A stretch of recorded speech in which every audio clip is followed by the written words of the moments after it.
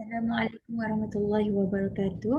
Okey, kelas hari ini adalah kelas tingkatan 1 dan masih lagi dalam bab 2. Sebagaimana minggu lepas cikgu dah ajar permulaan bab 2 bagi faktor dan gandaan, dan minggu lepas kita dah mengenali apakah itu faktor.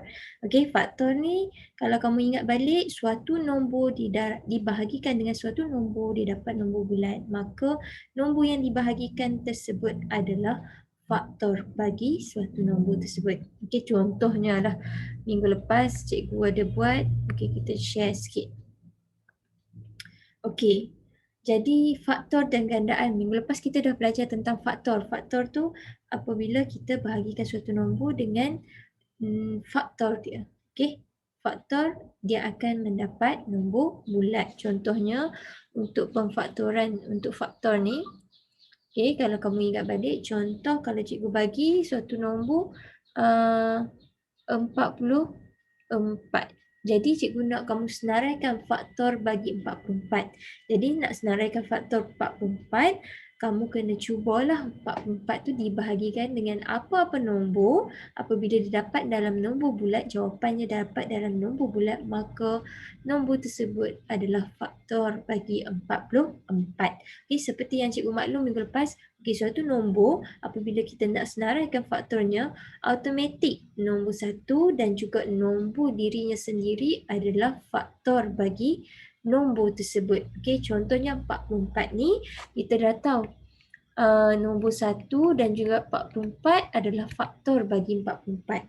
Okey, sebab apa? Bila kita bahagi 44 bahagi dengan 1, dia akan dapat 44. Apabila 44 bahagi dengan 44 pun dia akan dapat nombor bulat iaitu 1. Jadi selain daripada dua nombor tersebut, ada lagi nombor-nombor lain yang boleh dibahagikan dengan 44. Antaranya sifir 2. Okey, sifir 2 bila kamu ambil 44 dibahagikan dengan 2, kamu akan dapat 22. Jadi 2 adalah faktor bagi 44. Dan juga 22 pun faktor bagi 44. Okey?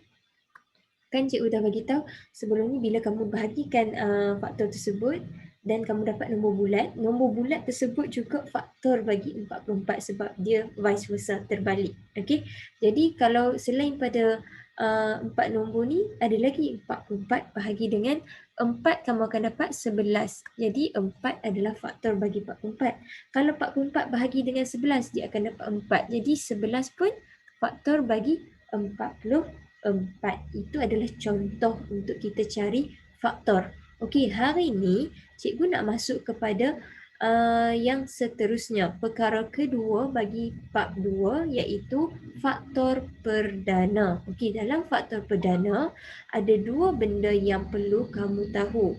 Okey, yang pertama, bila sebut tentang faktor perdana, kita kena kenali nombor perdana. Okey, seperti yang kamu belajar waktu kamu UPSR.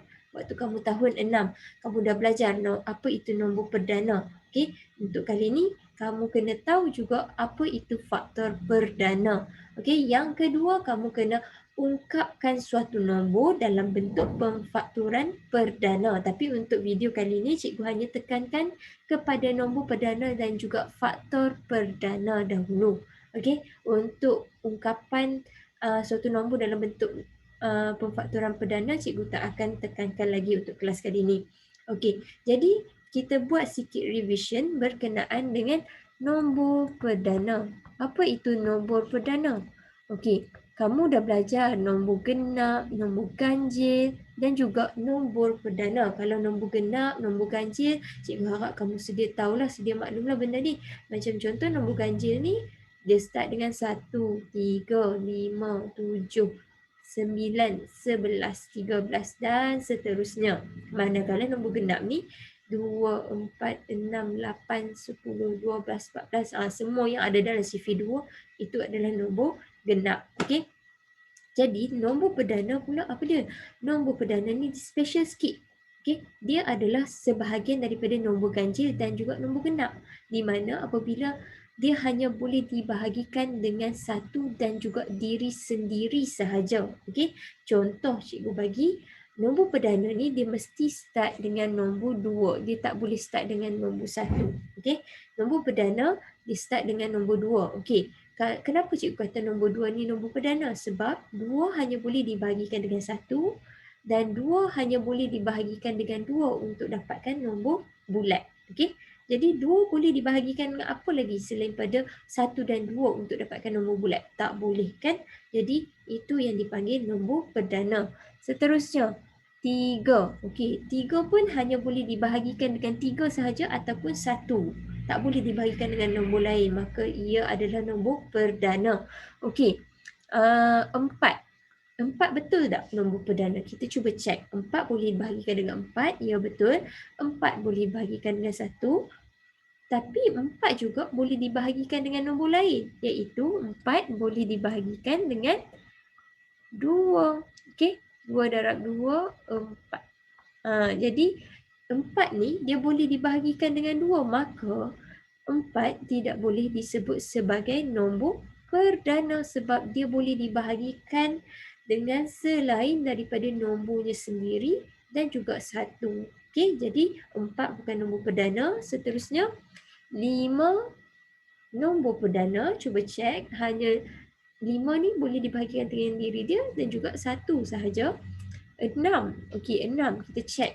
6, ya, boleh bahagikan dengan diri dia. Boleh dibahagikan dengan 1. Tapi 6 juga boleh dibahagikan dengan 2. Okey. 6, apabila kita bahagi dengan 2, kita akan dapat 3. 6 juga kita boleh bahagikan dengan 3. Dapat 2.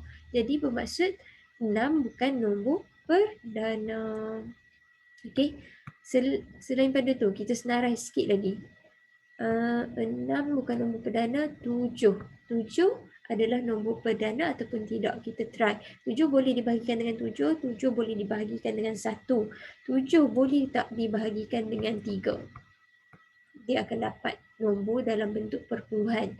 7 bahagi dengan 4 pun dapat dalam bentuk perpuluhan. 7 bahagi dengan 5 pun tak boleh. 7 bahagi dengan 6 pun tak boleh. Maka 7 ni adalah nombor perdana. Okey. Jadi daripada dia nombor perdana ni dia bermula daripada 2, 3 dan seterusnya. Okey. Jadi apa kaitan nombor perdana dengan faktor perdana? Okey, faktor perdana ni kamu dah tahu faktor tu apa? Faktor tu adalah suatu nombor didarabkan dengan faktor akan dapat nombor bulat. Jadi faktor perdana adalah suatu nombor yang didarabkan dengan nombor perdana, dia akan dapat nombor bulat. Maka nombor perdana tersebut dipanggil sebagai faktor perdana. Okey, kita tengok contoh yang pertama. Contoh yang pertama, tentukan sama ada nombor berikut ialah faktor perdana bagi 84 atau bukan. Okey, dia bagi A, 2, B, 3, C, 5. Jadi dia nak kita tentukan sama ada ketiga-tiga nombor ni adalah faktor perdana bagi 84. Kenapa dia kata faktor perdana? Sebab 2 ni nombor perdana, 3 nombor perdana, 5 nombor perdana. Tapi adakah ketiga-tiga nombor perdana tersebut adalah faktor perdana? Okey, jadi kita kena cek lah. Cek macam mana kita bahagikan 84 dengan nombor yang diberi. Okey, jadi kita try dulu untuk nombor 2. Okey, nombor perdana 2 ni. 84 bahagi dengan 2. Okey, tekan kalkulator, kamu akan dapat 2 kali 1, 42. Okey, kamu akan dapat nombor bulat kan? Maka dekat sini 2 ialah faktor perdana. Okey, jadi kita boleh katakan 2 tersebut adalah faktor perdana. Okey, jadi kamu dah tahu, awal-awal kamu tahu 2 tu adalah nombor perdana. Jadi bila 2 tu kita cuba bahagikan 84 dengan 2, dapat ada nombor bulat. Kalau dapat nombor bulat, makanya nombor perdana tersebut adalah faktor perdana. Okey, seterusnya kita cuba pula bahagikan 84 dengan 3. 84 bahagikan dengan 3. Kita try bahagi 84 bahagi dengan 3. Jadi kamu tekan sahaja kalkulator. Cikgu harap kamu dah ada lah kalkulator. Sekiranya kamu tak ada lagi kalkulator, tolong beli sebelum sekolah bermula. Okey, supaya memudahkan urusan pembelajaran kita. Okey, jadi 84 bahagi dengan 3, kamu akan dapat 28. Okey, jadi nombor yang kamu dapat tu, jawapan yang kamu dapat adalah nombor bulat. Maka 3 ialah faktor perdana. Okey, boleh faham? Okey, seterusnya kita pergi kepada yang terakhir, 5. 5 adalah nombor perdana, tetapi adakah 5 ini adalah faktor perdana bagi 84? Maka kita cuba bahagikan 84 bahagi dengan 5. Okey, 84 bahagi dengan 5, kita akan dapat kita dapat 16.8 ataupun kamu dapat dalam pecahan 84 per 5. Okey, maka pecahan ataupun perpuluhan bukan nombor bulat. Okey, jadi 5 bukan faktor perdana. Okey, jadi cikgu harap kamu fahamlah.